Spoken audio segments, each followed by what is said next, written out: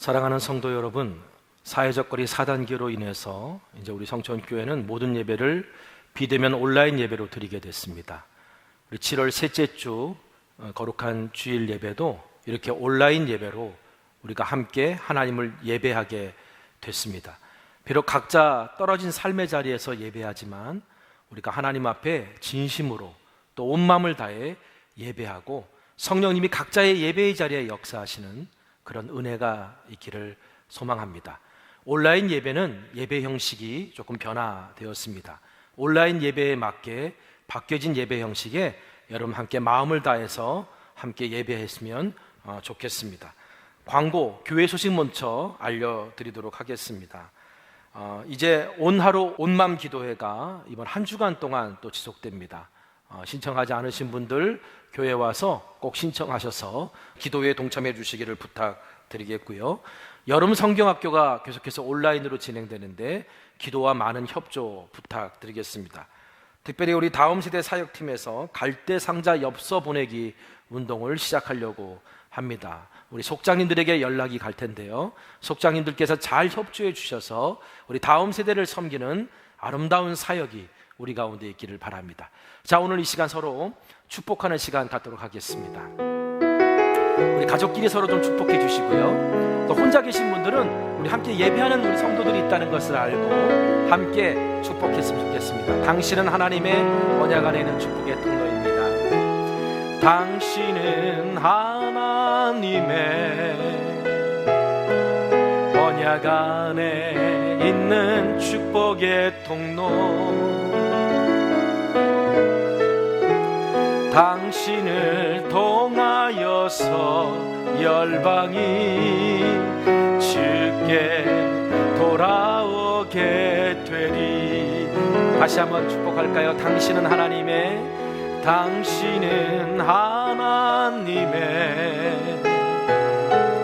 언약 안에 있는 축복의 통로,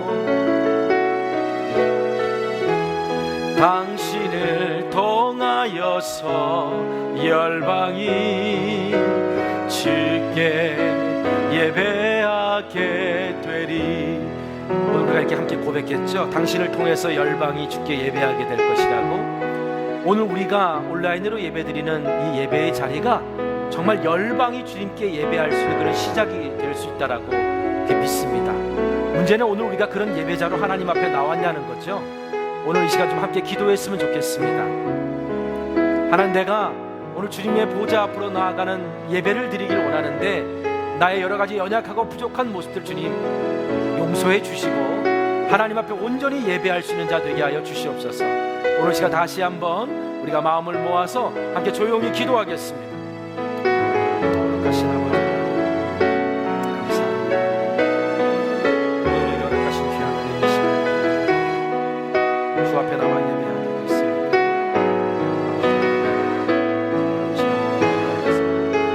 하나님의 놀라운 인재와 은혜를 경험하는 이 시간 되시고 주님 인도하여 주시옵소서. 사랑의 하나님, 감사합니다. 7월 셋째 주 우리의 예배가 온 열방이 주님께 예배하는 시작이 되기를 소망하오니 오늘 우리가 하나님의 거룩한 자녀로 예배하는 이 자리에 임재하여 주시옵소서. 예수님의 이름으로 기도합니다. 아멘. 하나님은 영이십니다. 영이신 하나님께 영과 진리로 예배합시다.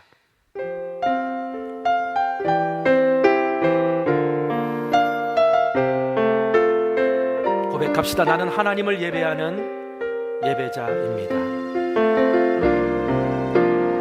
나는 하나님을 예배하는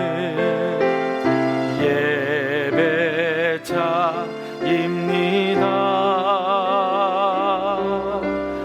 내가 서 있는 곳 어디서나 하나님을 예배합니다.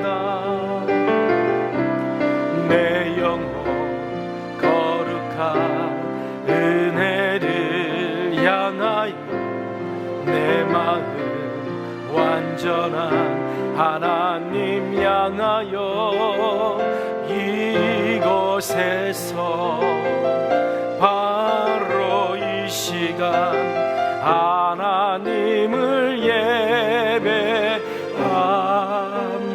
이곳에서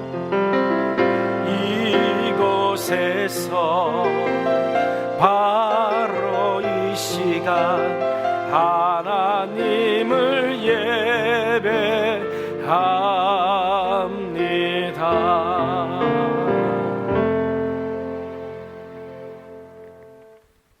지존자의 은밀한 곳에 거주하며 전능자의 그늘 아래에 사는 자여, 나는 여호와를 향하여 말하기를 그는 나의 피난처요 나의 요새요 내가 의뢰하는 하나님이라 하리니, 이는 그가 너를 새 사냥꾼의 올무에서와 심한 전염병에서 건지실 것이미로다. 그가 너를 그의 깃으로 덮으시리니 내가 그의 날개 아래 피하리로다. 그의 진실함은 방패와 손 방패가 되시나니, 1000명이 내 왼쪽에서 10,000명이 내 오른쪽에서 엎드러지나 이 재앙이 내게 가까이 하지 못하리로다. 그가 너를 위하여 그의 천사들을 명령하사 내 모든 길에서 너를 지키게 하심이라. 하나님이 이르시되 그가 나를 사랑한즉 내가 그를 건지리라. 그가 내 이름을 안즉 내가 그를 높이리라.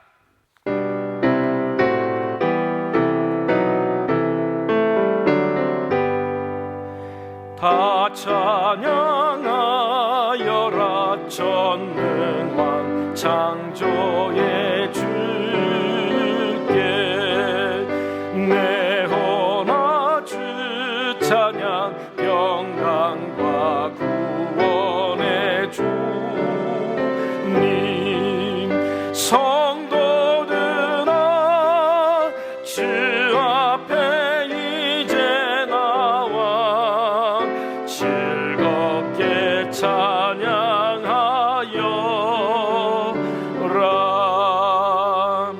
주님을 찬송하면서 할렐루야 할렐루야. 내 앞길 멀고 험해도 나 주님만 따라가리.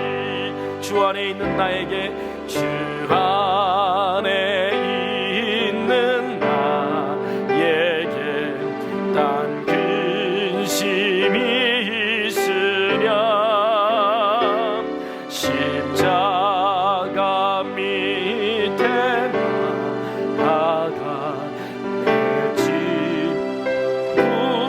불었네. 주님을 찬송하면서 할렐루야 할렐루야. 내 앞길 멀고 험해도 나 주님만 따라가리. 그 두려움이 변하여 그 두려움이 변하여 내 기도 되었고 전날의 한숨 변하여 내 노래 되어. 내 주는 자비하셔서 내 주는 자비하셔서 늘 함께 계시고 내 궁핍 밤을 쉬고 늘 채워주시네. 주님을 찬송하면서 할렐루야 할렐루야. 내 앞길 멀고 험해도 나 주님만 따라가리. 내 주와 맺은 언약은, 내 주와 맺은 약은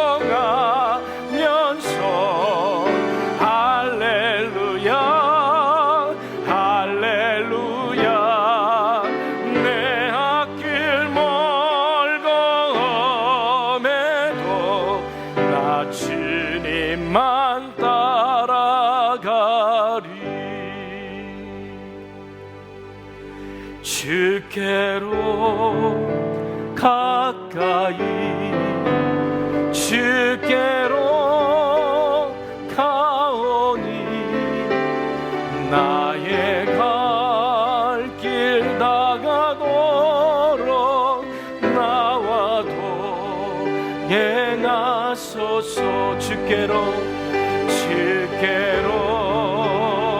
가까이 주께로 가오니 나의 갈 길 다가도록. 우리 마지막으로 다시 한번 고백하길 원합니다.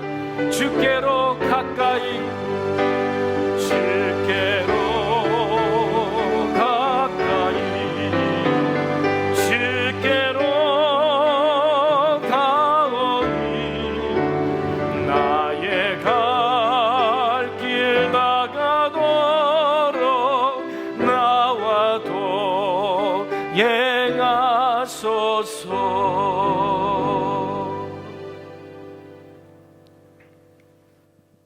저희 모든 인생의 주인 되시며 세상 만물과 역사를 주관하시고 다스리시는 하나님 아버지, 여호와의 인자심을 영원히 노래하며 주의 성실하심을 저희 입으로 대대에 알게 하옵소서. 두세 사람이 내 이름으로 모인 곳에는 나도 그들 중에 있겠다고 하신 주님, 저희가 코로나로 인하여 비대면 예배로 가정에서 또는 각자의 처소에서 모여 예배를 드립니다. 이 시간 저희들에게 임재하여 주시고 홀로 영광 받아 주시옵소서. 사랑의 주님, 코로나19로 인해 많은 사람들이 힘들어하고 어려움에 처해 있습니다. 긍휼을 베풀어 주시옵소서. 일상의 생활이 위축되고 함께 모여 예배하는 익숙한 우리의 신앙생활도 변화되어야 하는 상황 속에서 현실에 안주하여 마음의 눈이 어두워질까 두렵사오니 저희 마음의 눈을 밝혀주심으로 하나님을 알게 하시고 그 영광의 풍성함과 하나님의 능력의 크심을 깨닫게 하여 주시옵소서. 풀과 같은 육체의 욕심을 따르고 들의 꽃과 같은 세상의 아름다움을 추구하며 살아가는 삶을 용서해 주시옵소서. 풀은 마르고 꽃은 시드나 우리 하나님의 말씀은 영원히 서리라고 하신 말씀을 믿습니다. 하나님이 우리를 위해 쌓아두시고 베풀어 주시는 은혜가 얼마나 크신지 만입이 있어도 그 은혜를 다 표현할 수 없음을 고백합니다. 말씀과 기도로 무장된 선교적 사명을 감당하는 십자가 군병들이 다 되게 하여 주시옵소서. 교회 학교 여름 행사가 온라인으로 진행 중에 있습니다. 온 가족이 함께하고 갈대상자 기도 운동으로 품은 각 속회에서도 함께하므로 우리 아이들이 사랑받고 있음을 느끼며 예배의 소중함을 깨닫고 인격적으로 예수님을 만나는 소중한 시간이 되게 하시고 하나님께서 귀히 쓰시는 그릇이 되며 하나님의 흠없는 자녀로 부끄러움이 없이 자라게 하시옵소서. 하나님 아버지, 말씀을 선포하시는 목사님에게 성령 충만함과 영육간 간근케 하시고 근심이 없게 하시옵소서. 우리가 말씀을 들을 때 깨닫기를 원합니다. 온 하루 온맘 기도를 통해 주님을 깊이 만나며 기도가 회복되게 하시고 영적인 성숙이 이루어지게 하시며 시냇가에 심기운 나무처럼 풍성한 은혜를 누리게 하시옵소서. 성도님들의 가정마다 환경과 처지를 아시는 주님, 저희를 눈동자같이 지키시고 보호해 주시고 시온의 대로가 열리게 하옵소서. 주님 앞에 거친 것들이 평탄케 하옵시고 구원의 기쁨이 회복되게 하시옵소서. 저희가 드리는 예배를 기쁘게 받아 주옵소서. 감사드리며 예수님 거룩하신 이름으로 기도드립니다. 아멘. 하늘에 계신 우리 아버지여, 이름이 거룩히 여김을 받으시오며 나라가 임하시오며 뜻이 하늘에서 이루어진 것 같이 땅에서도 이루어지이다. 오늘 우리에게 일용할 양식을 주시옵고 우리가 우리에게 죄 지은 자를 사하여 준 것 같이 우리 죄를 사하여 주시옵고 우리를 시험에 들게 하지 마시옵고 다만 악에서 구하시옵소서. 나라와 권세와 영광이 아버지께 영원히 있사옵나이다. 아멘.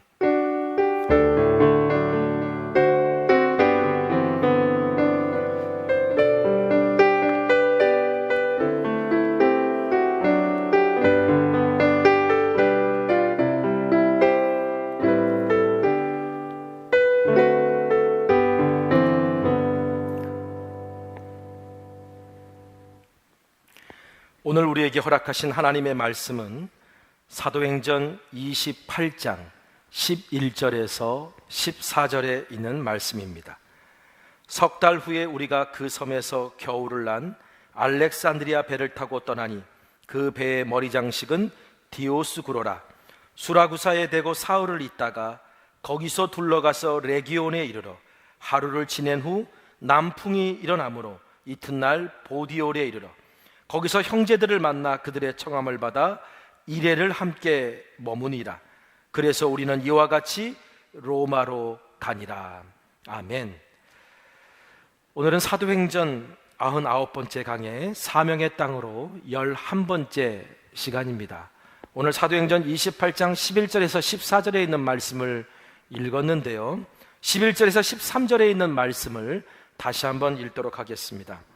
석 달 후에 우리가 그 섬에서 겨울을 난 알렉산드리아 배를 타고 떠나니 그 배의 머리 장식은 디오스구로라. 수라구사에 대고 사흘을 있다가 거기서 둘러가서 레기온에 이르러 하루를 지낸 후 남풍이 일어나므로 이튿날 보디올에 이르러. 자, 오늘 본문은 멜리데에서 겨울나기를 마친 바울 일행이 로마와 가장 가까운 항구 도시 보디올, 오늘날에는 푸테올리라고 부르는 곳인데요, 그 보디올에 도착해서 아피아 가도를 따라 로마로 향하는 모습을 간략하게 우리에게 전하고 있습니다. 바울 일행은 멜리데 섬에서 겨울을 나고 항해가 가능한 봄이 찾아올 무렵 멜리데 섬에서 겨울을 났던 또 다른 알렉산드리아 배 디오스고로우를 타고 로마로 가는 여정을 다시 시작하게 됩니다.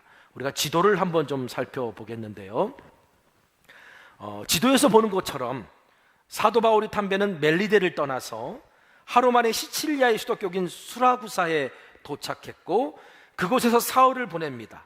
물자를 싣고 날씨가 좋아지기를 기다릴 수도 있었을 텐데, 그리고 나서 수라구사를 출발한 디오스고로호는 바람의 방향이 좋지 않아서 오늘 본문에 보니까 이제 둘러갔다라고 해요. 빙 돌아가서 레기온이라고 하는 곳에 도착했고, 바람이 좋아지기를 거기서 하루를 기다린 다음에 마침 남풍이 불었습니다. 남쪽에서 불어오는 바람이 불기 시작하자 출발해서 320km 정도 떨어진 보디올까지 이틀 만에 도착하게 되었다. 이게 지금 사도 바울이 로마로 가는 그 여정입니다.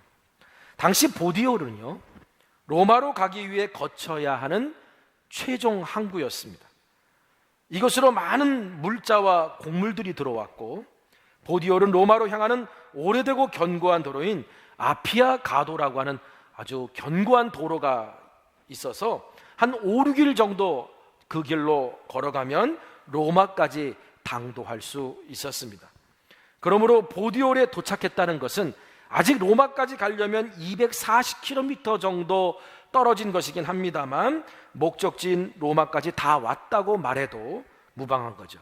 제가 이제 어디 지방에 갔다가 동부간선도로를 딱 타잖아요. 그럼 동부간선도로에서 우리 집까지 오는데 시간이 제법 걸림에도 불구하고 마음에 다 왔다, 뭐 이런 이제 안심이 생기는 거예요.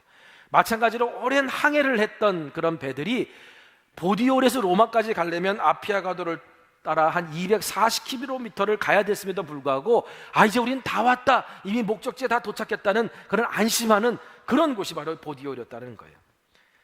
바울이 이 에베소에서 로마로 가려는 계획을 세운 후로 로마까지 오는데 무려 3년이라는 시간이 걸립니다.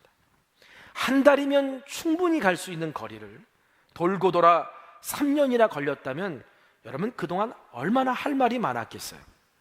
그런데 오늘 사도행전의 저자인 누가는 오늘 이걸 딱 한 문장으로 이렇게 설명해요. 14절 세번역 성경 보니까 우리는 거기서 신도들을 만나서 그들의 초청을 받고 2회 동안 함께 지냈다. 그런 다음에 드디어 우리는 로마로 갔다. 드디어 우리는 로마로 갔다라고 하는 이 짧은 문장으로 3년여의 시간을 통해 로마에 도착한 그 감동적인 그 날을 기록하고 있습니다. 여러분, 그렇지만 아무리 짧게 말했어도 드디어 우리는 로마로 갔다 이렇게 말할 수 있기까지 얼마나 오랜 인고의 시간을 보내야 했을까? 우리는 그동안의 이야기를 통해서 그 내용을 잘 알고 있지 않습니까? 로마에 도착하기 3년 전 바울은 에베소를 출발해서 마케도냐와 아가야를 지나 예루살렘으로 갔다가 로마로 가는 그런 여정을 계획했어요. 정확히 말하면 바울이 계획했다라기보다는 성령께서 바울에게 그런 감동을 주시고 인도하셨다라고 하는 거죠. 자, 여러분, 바울은요 이미 오래전부터 로마로 가려고 하는 마음이 간절했습니다. 여러분, 바울이 왜 그토록 로마에 가고 싶었을까요? 먼저는요, 바울의 아주 중요한 동역자 두 사람이 있습니다. 부부인데 브리스길라와 아굴라 브리스길라 부부를 통해서 로마 교회에 대한 소식을 들었던 거예요. 아굴라와 브리스길라는 로마로부터 온 사람들인데 이미 아주 성실한 신실한 그리스도인으로 바울이 인정할 만한 사람들이었어요. 아니, 어떤 사도도 가서 교회를 짓지 않은, 교회를 세우지 않은 그 로마에 어떻게 이 브리스길라와 아굴라와 같은 신실한 믿음의 형제 또 믿음의 자매가 있을 수 있었을까? 그리고 그들로부터 전해들은 이 로마 교회의 이야기는 사도 바울의 가슴을 뛰게 하기에 충분했습니다. 그래서 로마서 1장 11절에서 12절 말씀 보면 세번역 성경으로 읽어드릴게요. 내가 여러분을 간절히 보고 싶어하는 것은 여러분에게 신령한 은사를 좀 나누어 주어 여러분을 굳세게 하려고 하는 것입니다. 이것은 내가 여러분과 함께 지내면서 여러분과 내가 서로의 믿음으로 서로 격려를 받고자 하는 것입니다. 바울이 왜 로마에 가고 싶었느냐?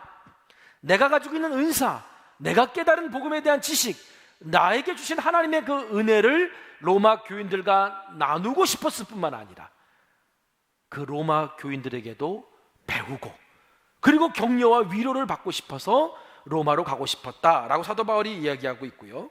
또한 당시의 세상의 모든 길은 로마로 향해 있었습니다. 그래서 사도 바울은 그 로마에서 이방인들을 향해 복음을 전하고 싶었던 것이고요. 마지막으로는 땅끝까지 가서 복음을 전하는 사명을 감당하기 위해 로마에 들려 로마 교회의 후원을 받아 서바나, 스페인까지 가려고 했기 때문이에요. 역시 로마서 15장 23절에서 24절에 있는 말씀을 제가 세번역 성경으로 읽어드리겠습니다. 그러나 이제는 이 지역에서 내가 일해야 할 곳이 더 없습니다. 여러 해 전부터 여러분에게로 가기를 바라고 있었으므로 내가 스페인으로 갈 때에 지나가는 길에 여러분을 만나보고 잠시 동안만이라도 여러분과 먼저 기쁨을 나누려고 합니다. 그 다음에 여러분의 후원을 얻어 그곳으로 가게 되기를 바랍니다. 여러분, 이처럼 사도 바울의 마음과 시선은 언제나 사명의 땅을 향해 가 있었어요. 그런데 이상하게도 그렇게 사명을 향해 살려고 하는 그 바울의 계획을 성령께서 로마로 가려는 바울의 계획을 여러 차례 막으세요. 바울이 에베소에서 로마로 가고자 하는 마음과 계획을 세웠을 때도 성령께서는 예루살렘 교회와 그곳의 유대인들을 향한 안타까운 마음을 주셔서 바울이 세웠던 교회들을 돌아 구제 헌금을 모으고 각 교회 대표들과 함께 예루살렘을 방문하는 일을 추진하게 하십니다. 아마도 이때 바울은 고민했을 것 같아요. 내가 예루살렘에 가는 것이 맞는지 아니면 로마로 가야 하는 것이 맞는지. 아마 이 문제로 심각하게 고민하면서 바울은 기도했었을 겁니다. 바울이 고민할 수밖에 없었던 이유가 있어요. 바울의 나이가 당시 한 50세 전후였습니다. 50세는 지금은 한참 일할 나이고 젊은 나이일 수도 있겠지만 바울이 살던 그 당시의 평균 연령에 비춰봤을 때 바울의 나이 50세는요 상당히 나이가 든 어떤 그런 나이에 속해 있었어요. 뿐만 아니라 오랜 선교 사역을 통해 몸과 마음과 육신이 다 지쳐 있었고, 또 여러 가지 핍박과 박해로 인해 몸이 상해 있었고, 더군다나 사도 바울은 선교를 하다가 몸에 지병도 얻지 않았습니까? 그러니까 자신의 몸 상태를 보고 나이를 봤을 때 로마를 거쳐서 스페인까지 가려는 계획은 미루면 미룰수록 실행에 옮기기 어려웠던 거예요. 그래서 사도 바울은 어떻게 하든지 빨리 로마로 가고 싶었는데 성령께서는 이상하게도 그 길을 막으셨어요. 여러분, 바울에게는요 로마로 가고 싶은 간절한 기도 제목도 있었지만 또 다른 기도 제목도 있었습니다. 마음 한켠에 남아있는 부담이고 안타까움이었어요. 그건 다름 아니라 동족 유대인들이 예수님을 그리스도로 믿고 구원받는 거였습니다. 로마서 9장 3절 말씀 보니까 나의 형제 곧 고륙의 친척을 위하여 내 자신이 저주를 받아 그리스도에게서 끊어질지라도 원하는 바로다. 내 형제 고륙의 친척을 위해서라면, 그들이 구원받는 이라면 내가 그리스도에게 저주를 받아 끊어져도 좋다라고 말할 정도로 사도 바울의 마음에는 동족 유대인들을 향한 간절한 어떤 그들의 구원을 향한 간절한 마음이 있었다는 거예요. 그런데 현실은 예루살렘에 갔다가 로마까지 가는 여정을 장담할 수 없었습니다. 그래서 바울이 고민할 수밖에 없었을 거고 하나님의 뜻이 무엇인지 물었을 거예요. 이때 주님께서 바울에게 예루살렘으로 가라고 말씀하셨어요. 그러나 후에 로마도 보아야 하리라 라고 약속을 해주십니다. 걱정하지 말아라, 예루살렘까지 갈 수 있을 것이고, 그리고 예루살렘에서 얼마든지 너는 로마도 보게 될 것이라고 약속해 주신 거예요. 사도행전 19장 21절, 이 일이 있은 후에 바울이 마게도냐와 아가야를 거쳐 예루살렘에 가기로 작정하여 이르되 내가 거기 갔다가 후에 로마도 보아야 하리라. 여러분, 바울이 후에 로마도 보아야 하리라라는 이 약속을 믿었기 때문에 예루살렘으로 가라는 주님의 명령에 기쁘게 순종할 수 있었던 겁니다.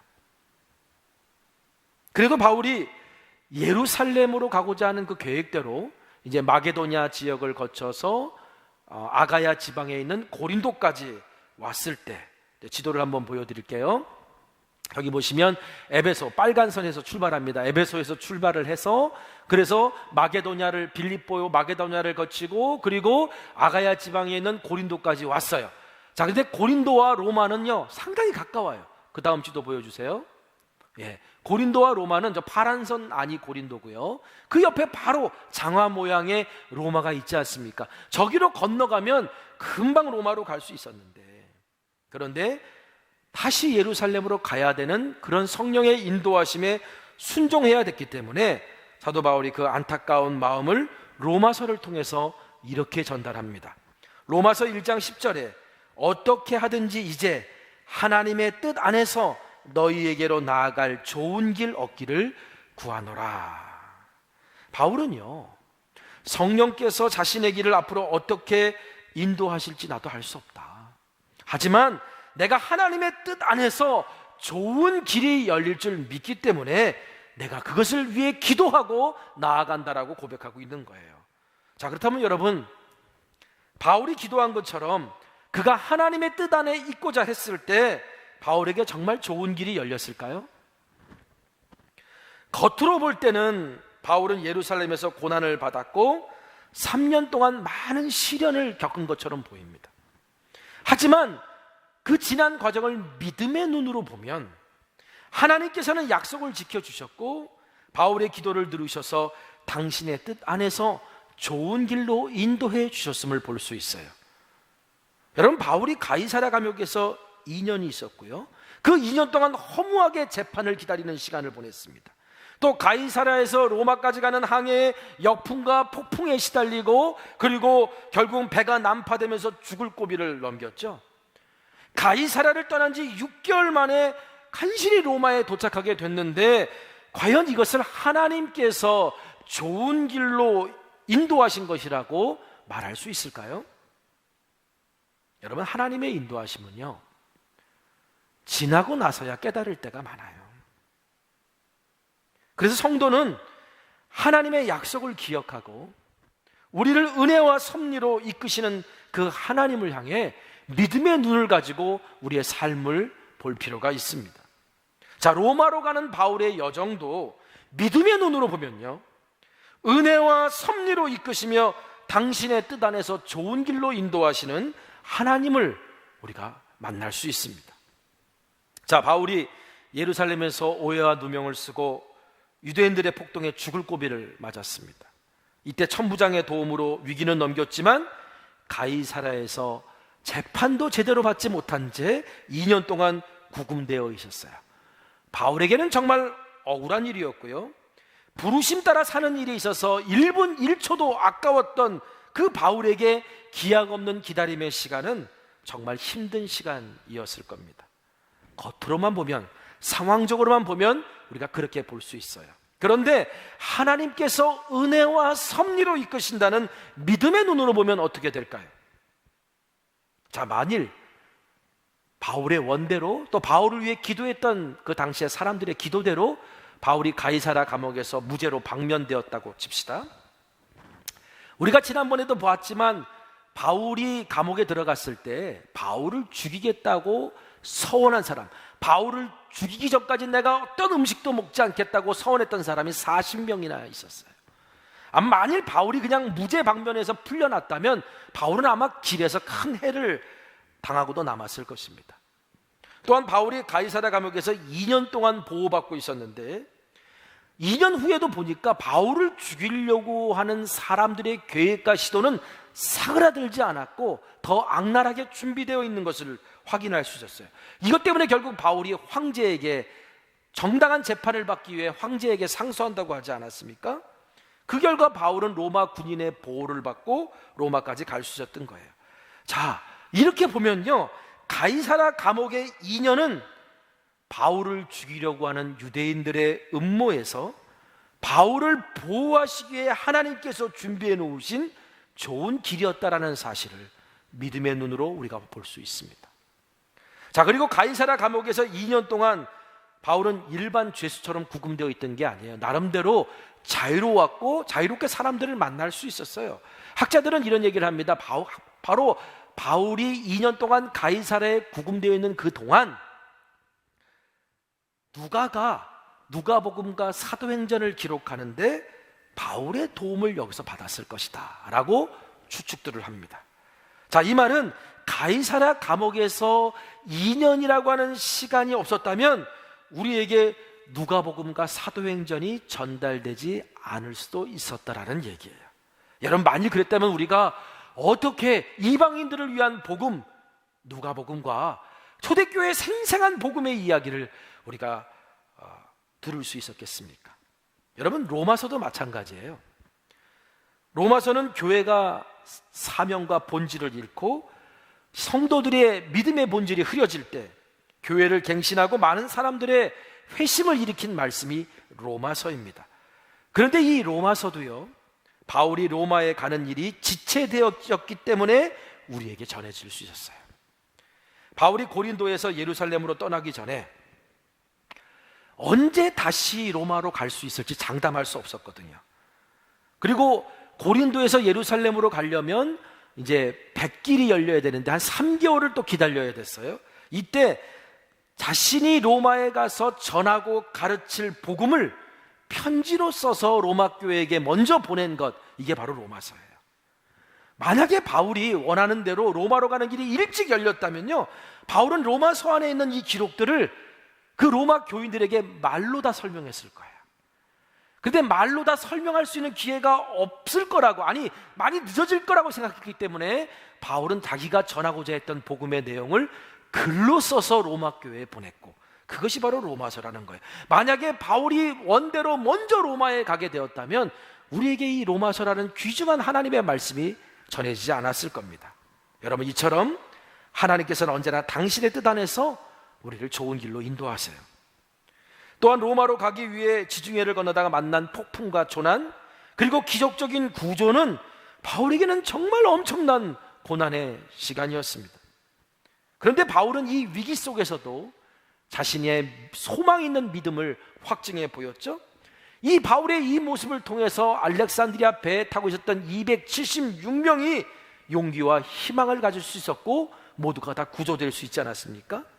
이 과정에서 바울은 백부장 율리오의 신임을 얻게 되고 제한적이긴 했지만 주 예수의 신분으로서 자유롭게 사람들을 만나고 복음을 전할 수 있는 계기가 될 수 있었어요. 오늘 본문에서 바울의 일행이 보디올에 도착했을 때 그곳에서 7일을 보냅니다. 일주일을 보내는데 바울은 거기서 신앙 공동체를 만나 일주일 동안 교제할 수 있었고요. 그리고 다음 주에 보게 되겠지만 로마로 가는 도중에 로마로부터 마중 나온 성도들과 자유롭게 만날 수 있었던 것도, 그리고 로마에 도착했을 때 재판이 끝날 때까지 가택연금 상태에서 로마 병사 한 사람과 함께 따로 지낼 수 있도록 허락을 받을 수 있었던 것도 바로 모두 백부장 율리오의 신임을 얻을 수 있었기 때문이에요. 만약에 바울이 항의하다가 폭풍과 조난을 당하지 않았다라면 백부장 율리오에게 이런 신임을 받을 수 있었을까요? 이처럼 하나님께서는 당신의 뜻 안에서 바울을 위해 좋은 길을 여셨습니다. 마지막으로 지난주에 말씀드렸던 것처럼 멜리데에서의 겨울 나기는 정말 쉬지 않고 20여 년 동안 복음을 위해 달려왔던 바울에게 주님께서 주셨던, 선물로 주셨던 안식의 시간이 되었어요. 그래서 멜리데에서 영육을 회복하고 바울이 마지막 선교 사역을 감당할 수 있는 힘을 얻게 된 것입니다. 여러분, 이처럼 하나님께서는요 바울의 기도를 들으시고 당신의 뜻 안에서 좋은 길을 여셨습니다. 여러분, 이 사실을 통해 우리가 깨달아야 될 것이 무엇일까요? 이 세상을 살아가면서 성령의 인도하심을 받고 부르심에 순종하는 삶을 살려면 우리도 바울처럼 하나님의 뜻 안에서 좋은 길을 열어달라고 기도해야 한다는 것입니다. 내가 원하는 대로 좋은 길이 열리는 걸 구하는 것이 아니라 우리에게 하나님의 뜻이 이루어지는 것이 바로 좋은 것이라고 하는 사실을 우리가 잊어서는 안 될 것입니다. 그렇기 때문에 우리가 정말 좋은 길이 열리기를 원한다면 하나님의 뜻이 무엇인지를 물어야 되고 매 순간 하나님의 뜻 안에 있으려고 해야 돼요. 그래서 사도 바울이 쉬지 말고 기도하라고 우리에게 말한 거예요. 기도란 뭡니까? 기도는 영혼의 호흡이란 말이 있습니다. 또 하나님과 대화라는 말이 있고요. 우리가 하나님의 뜻 안에 머물 수 있게 하는 은총의 도구가 바로 기도라는 거예요. 그래서 쉬지 말고 기도하라, 사도 바울이 그렇게 우리에게 권면한 겁니다. 어느 날 제 안에 큰 낙심이 찾아온 적이 있습니다. 모든 것을 다 그만두고 싶을 만큼의 절망이었어요. 아주 오래전에 사라진 것 같았던 그 두려움이 갑자기 다시 저한테 밀려왔고 내가 다시 일어서서 뭘 하고자 하는 용기조차 일어나지 않았어요. 그래서 늦은 밤 기도실에 달려갔습니다. 그리고 그동안 막 억눌려 왔던 원망을 하나님 앞에 다 쏟아부었어요. 얼마나 기도했을까? 불을 켜고 앞에 있는 성경책을 봤더니 욥이 하나님께 원망을 쏟아내고 있는 장면이 펼쳐져 있는 거예요. 놀랍게도 바로 조금 전에 제가 기도 중에 쏟아냈던 말들이 지금 성경 안에 욥의 입술을 통해서 하나님께 원망처럼 쏟아져 나오고 있었어요. 저는 그날 저녁 욥기를 읽으며 기도하다가 이것이 바로 나에게 찾아온 믿음의 시련이라는 사실을 깨달을 수 있었습니다. 그리고 이 믿음의 시련을 내가 잘 견디고 이길 때 욥기서 23장 10절, 그러나 내가 가는 길을 그가 아시나니 그가 나를 단련하신 후에는 내가 순금같이 되어 나오리라. 순금 같은 신앙인으로 빚어질 수 있다는 사실을 다시 한번 확인할 수 있었어요. 저는 이 욥기서 23장 10절의 말씀이 제 인생의 어떤 중요한 터닝 포인트 때마다 저에게 주시는 말씀이에요. 저는 이 말씀을 통해서 어떨 때 놀랍고도 큰 위로와 희망을 받았는데, 여러분, 하나님이 우리를 훈련하신다는 게 뭐예요? 제가 이전에도 그런 말씀 드린 적이 있어요. 놀이공원에서 사람들을 5,000원, 10,000원 받고 태워주는 말은요, 훈련받지 않아요. 그렇게 살다가 죽고 고기로 팔려나갑니다. 그런데 경기장에서 뛰는 말들은요, 매일같이 훈련해요. 지금 내가 믿음의 시련을 겪고 있다는 것은 아직도 하나님이 날 쓰기를 원하신다는 거예요. 아직도 하나님께서 나에게 더 많은 것들을 맡기기를 원하신다는 거예요. 저는 욥기서 24장 10절을 읽을 때마다 그것이 나에게 찾아온 믿음의 시련이라는 것이, 아하, 나를 더 쓰기를 원하시는 하나님의 훈련의 과정이구나라는 사실을 깨닫게 됩니다. 여러분, 어떤 분은 기도했는데 지금까지 한 번도 기도 응답을 받지 못했다라고 얘기해요. 어떤 분은 내가 지금 고통받고 있는데 주님께서 왜 응답해 주시지 않냐고 원망해요. 그런데 여러분, 이때 중요한 것은요, 이런 감정과 마음이 들 때 기도를 포기해서는 안 된다는 거예요. 기도하고 있을 때 하나님이 나에게 응답하신다는 걸 기도하고 있을 때 깨달을 수 있기 때문이에요. 그렇지 않고 기도하지 않고 잠들어 있으면 하나님께서 나를 향해 아무리 좋은 길을 여시고 문을 여셔도 내가 그 길을 발견할 수가 없어요. 지난주 말씀에서 아무리 혹독한 시련의 겨울이 와도 깨어 기도할 수만 있다면 어떤 시련도 버티고 견디고 넉넉히 감당할 수 있다고 말씀드렸습니다. 그렇다면 도대체 어떻게 하는 것이 깨어 기도하는 것일까? 바울이 이렇게 말합니다. 골로새서 4장 2절, 기도를 계속하고 기도에 감사함으로 깨어 있으라. 바울은 감사하는 마음으로 기도하는 것이 우리가 깨어 있을 수 있는 방법이라고 말합니다.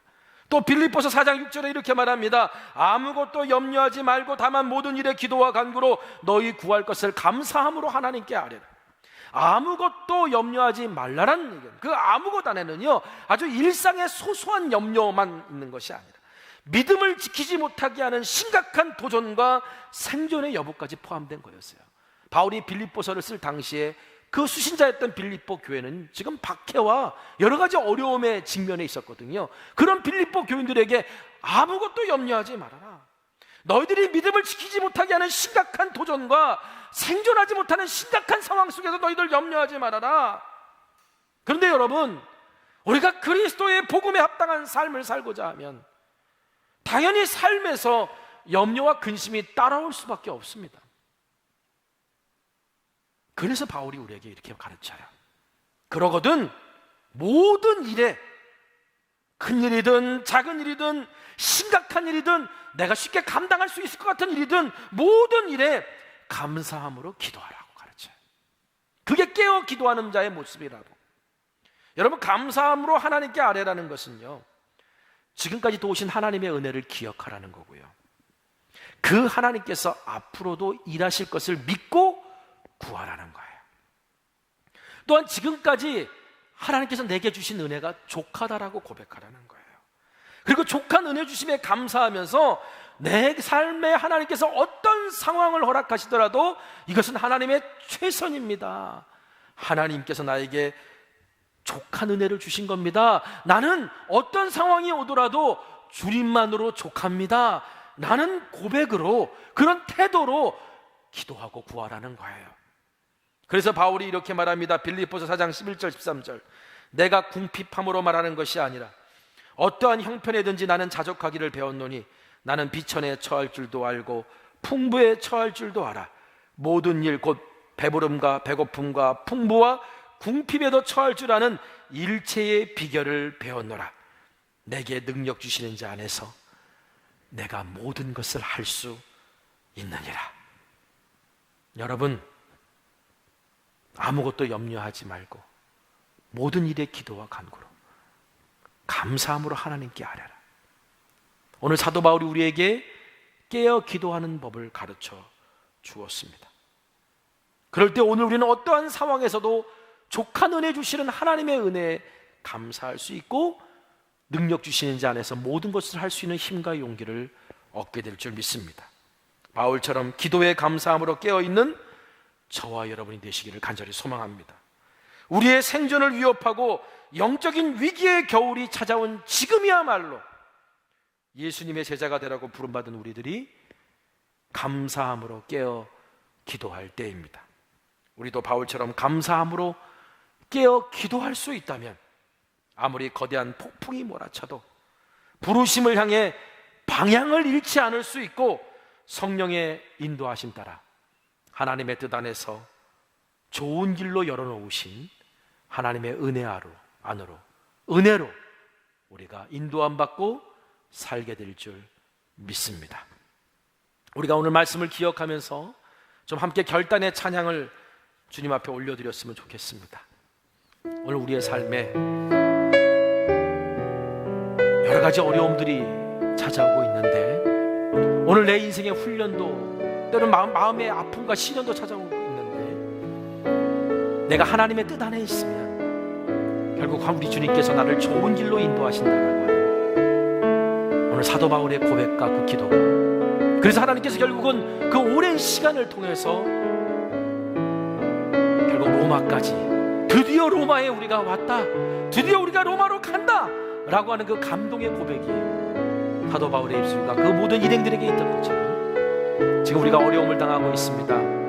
여러 가지 힘든 시간을 보내고 있습니다. 그러나 우리가 하나님의 뜻 안에 머물기를 원하면 우리 주님께서 분명히 하나님의 뜻 안에서 좋은 길을 열어주실 것이고, 그리고 오늘 우리가 당하고 있는 것이 믿음의 시련이라면 하나님께서 우리를 더 크고 잘 준비시키셔서 새로운 사명과 새로운 것들을 맡기시는 믿음의 사람 우리를 세워주실 줄 믿습니다.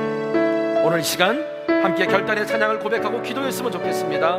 주가 보이신 생명의 길,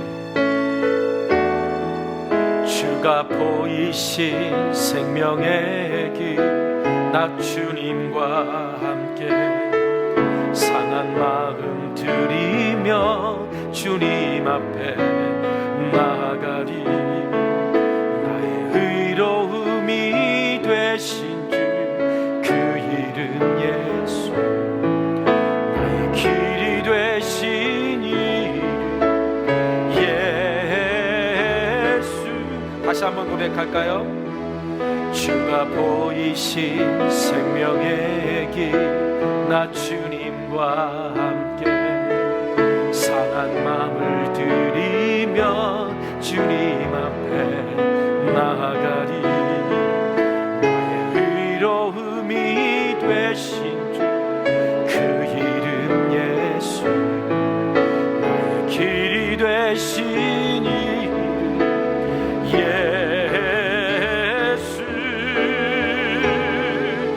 나의 길 오직 그가 아시나니, 나를 단련하신 후에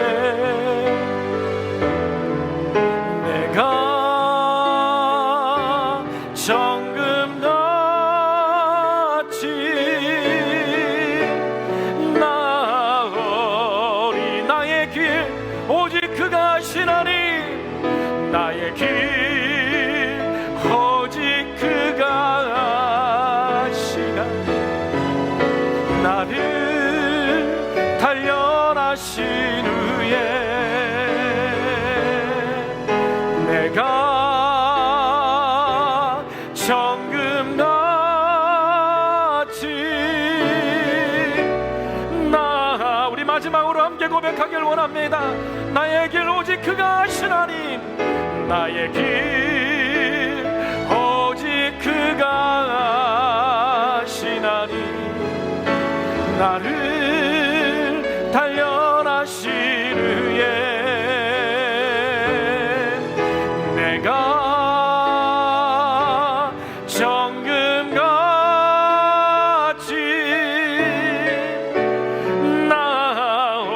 나오리. 오늘 시간 우리가 말씀 붙들고 함께 기도하기를 원합니다. 하나님, 내가 내 삶이 이해가 되지 않는 일들이 참 많습니다. 내가 계획대로 되지 않아서 실망하고 낙심할 때가 참 많습니다. 그런데 오늘 말씀을 통해 정말 내가 하나님의 뜻 안에서 좋은 길 얻기를 구하노라고 기도했던 그 바울의 기도를 우리가 배우고, 그리고 정말 바울을 통해 드디어 우리가 로마로 간다라고 아버지 그렇게 감사와 감격의 고백을 들으시는 그날까지 오늘 하나님께서 우리가 인간적인 눈으로 보고 세상적인 눈으로 보면 고난이고 질곡이고 아픔이고 실패고 다시 다시는 경험하고 싶지 않은 일들이지만, 그러나 하나님의 섭리와 믿음의 눈으로 보면 하나님께서 좋은 길로 인도하신 것임을 깨닫고 감사할 수 있도록, 하나님 오늘 나에게 허락된 이 시간, 나에게 이 좋은 길을 열어가시고 생명의 길을 보여주시는 하나님의 은혜를 발견하게 해달라고 오늘 이 시간 우리가 함께 기도하기를 원합니다. 기도하겠습니다. 거룩하신 아버지 하나님, 아버지, 우리가 여러가지 참 오랜 기다림의 시간들, 때로는 정말 내가 감당하기 힘든 어려움의 시간들을 오늘 우리들이 보내고 있습니다.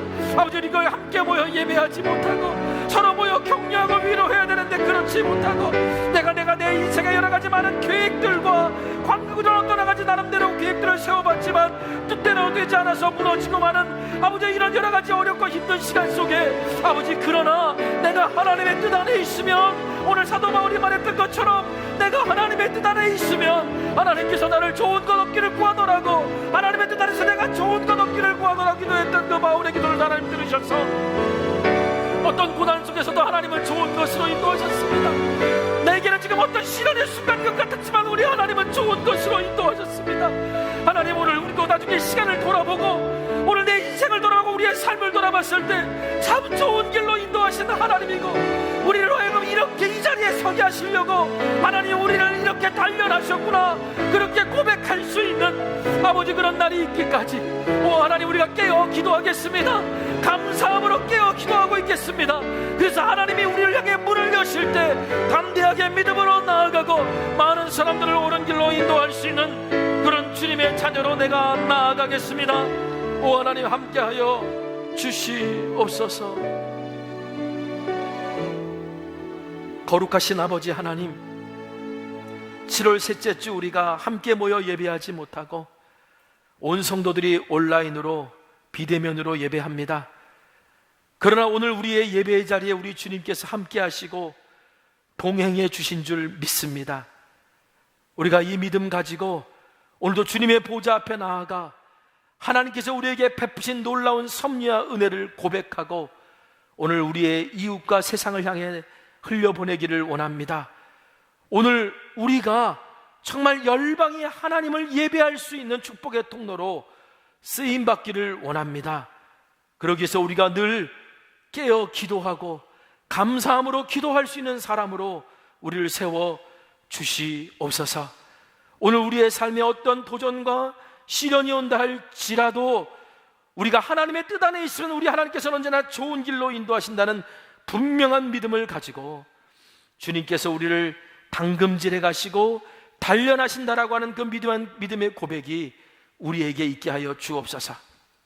오늘도 감당할 수 없는 시련 앞에, 또 병든 육신 때문에 절망하는 순간 앞에, 여러 가지 나의 미래와 계획이 불투명해서 암울해지는 그런 시간 앞에 있는 주님의 자녀들을 주님 찾아가 위로해 주시옵고, 그 마음속에 흔들림 없는 소망이 불일 듯 일어날 수 있도록 기름 부어 주시옵소서. 오늘도 하나님 앞에 드려진 귀한 예물이 있습니다. 우리 하나님 기뻐 받아 주시옵고, 매일의 삶에서 날마다 주님을 찬송하고 주님이 이렇게 아름답게 나의 삶을 세워가고 만들어가시고 이끄시는구나라고 고백할 수 있는 그런 고백이 넘치는 축복을 더하여 주시옵소서. 지금은 우리 주 예수 그리스도의 크신 은혜와 하나님 아버지의 무한하신 사랑하심과 성령님의 감화감동 역사 교통 충만 내주하심의 은혜와 은총이 깨어 감사함으로 기도함으로 하나님께서 우리를 향해 열어놓으신 좋은 길을 발견하고 믿음으로 그 길 가기를 결단하고 소원하는 주의 자녀들 위해 지금부터 영원까지 함께하여 주시옵기를 우리 구주 예수님의 이름으로 축원합니다. 아멘. 여러분, 한 주간도 믿음으로 승리하시길 바랍니다. 그리고 오늘 말씀과 이 찬양의 가사가 우리를 실망의 자리에서 일으켜 세우는 은혜가 될 줄 믿습니다. 이 세상을 살아가는 동안에 나의 힘을 의지할 수 없으니 기도하고 낙심하지 말 것을 주께서 참 소망이 되심이라. 주의 길을 걸어가는 동안에 세상에 거두지할 수 없으니 감사하고 낙심하지 말 것은 주께서 참 기쁨이 되심이라.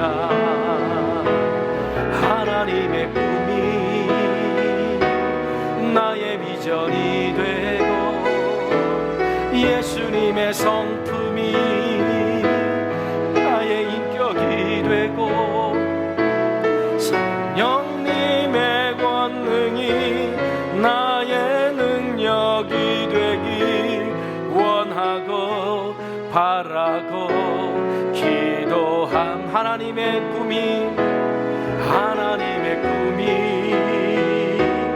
나의 비전이 되고 예수님의 성품이 나의 인격이 되고 성령님의 권능이 나의 능력이 되길 원하고 바라고